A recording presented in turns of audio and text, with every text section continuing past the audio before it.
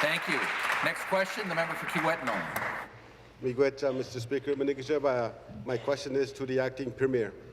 Recently, the government proposed legislative changes to the Endangered Species Act, reviewing the Far North Act, and changes to the Environmental Assessment Act.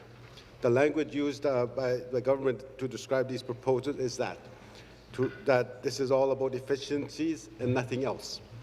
But these changes can't take place without real, prior, and informed consultation and consent of First Nations. What is the government's plan for meaningful consultation with all citizens, including First Nations, before moving ahead with these changes? The question is addressed to the Deputy Premier. To the Minister of Municipal Affairs and Housing. To the Minister of Municipal Affairs and Housing. Thank you, Mr. Speaker. And I want to again state that we continue to want to engage in our Indigenous peoples and all of our communities about our environmental policies.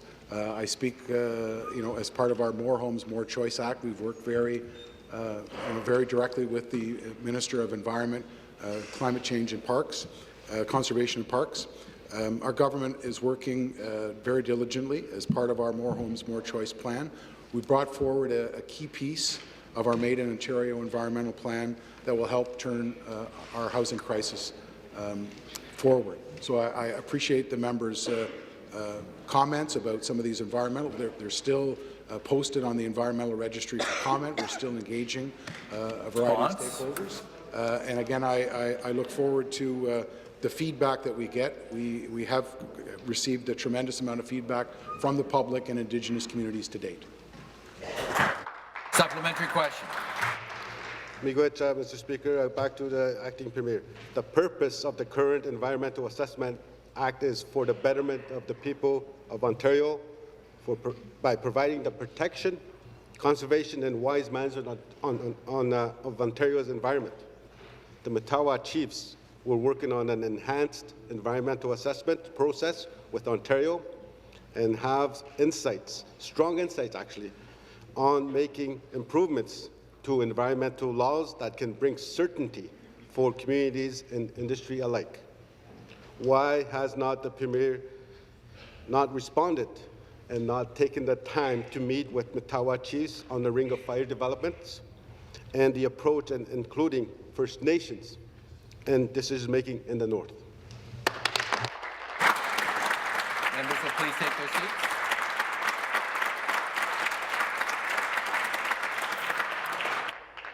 Minister. Speaker, through you to the honourable member, consultation with our Indigenous communities is very important to us, whether it be in my Housing Supply Action Plan, whether it be in our Made in Ontario Environment Plan. I know that if the Minister of Indigenous Affairs was available today, he would talk about the extensive consultation that we've had regarding a number of these matters. I appreciate a number of folks in the room, and I will pass along some of their comments involving our Made in Ontario Environment Plan.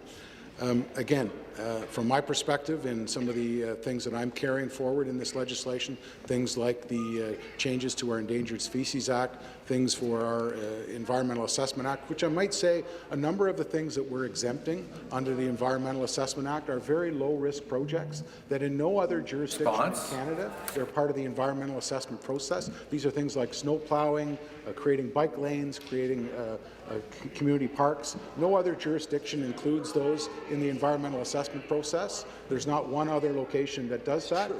Again, consultation is important. We want to continue. Thank you.